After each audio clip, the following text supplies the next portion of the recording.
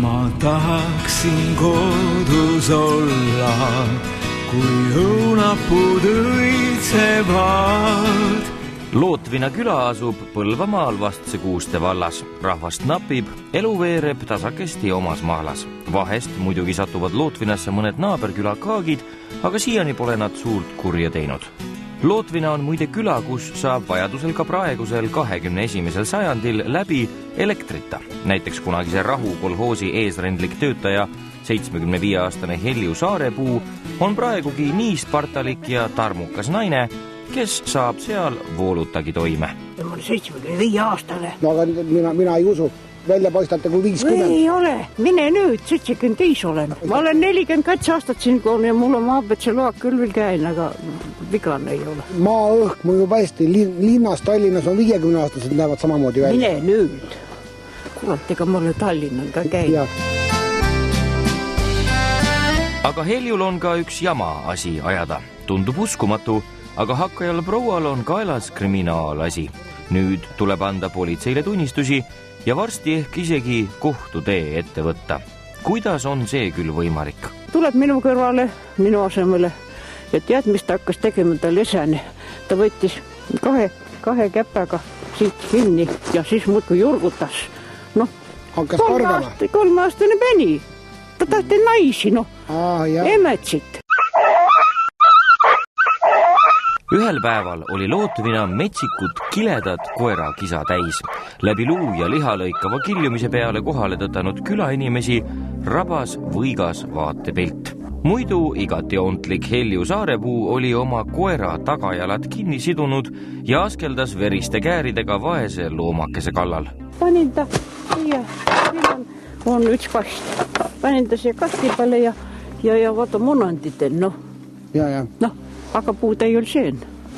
Juba kurat lännus sinna ala ja esikratsib ikka nii kõvasti, et oda puud jäid sinna.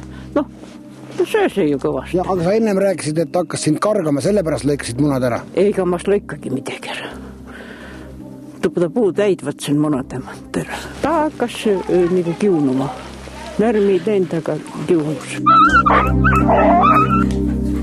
Naabrid pidasid targemaks politsei kutsuda. See polnud esimene kord, kui Helju majapidamisest koera hädakisa kuulda oli. Vanaproua meelest pingutasid aga naabrid üle. Aga nemad mõtlevad minnu viies kohegi vanade kodu või... Aga siis saavad maja endale, jah? Jah. Neid on 3-4 naisega noid latsi ja ütelgi ei ole ametit, ei ole elukutset, mitte keegi ei võta tüüle. Päiva makkas süüse varastas. Minu isa oli kuldimuna lõikaja ja lõikaja ja lõikaja. Algselt rääkis vanaproua küll kutsa kastreerimisjuttu, aga pärast politsei külaskäiku on ta oma lugu muutnud. Mul oli selline terav nuga seal vällen, aga kuradi tihoosini varastivad olla ära, millega ma õuna südem, neid usse välja võtsin. Nii, ole lahke. Ja siis võtsin teerik, vaata munanditen, juba kurat lännus sinna munandid, rohkem kui pool päival velen. Koer sai ikka päris palju haiget, jah? Kõrv, verine kõik. Kõrvakrats esi oma käpäga, sest üks puud ei ole seen pool kõrva, tõnel pääl pool. Ole nüüd, memmeke, tal pool kõrva puudu ju. Kes tu kõnel? No ma ise nägin. Mine nüüd. No kõrva otsa on kadunud, selleks ikka ära. Kui palju? No ikka nii palju. Nii palju? Mitte aate, kurat, siis mõni lõigas. Võta siis nüüd kinni, mida proua teha tahtis. Päris loomaarsti haridust Helju Saarepuul siiski pole, veterinaarvärki on ta aga omal ajal koolis õppinud küll. Lisaks pulli seemendamisele sai veterinaar Velskri paberitega Helju nõukaajal ka munade mahavõtmisega kergelt hakkama.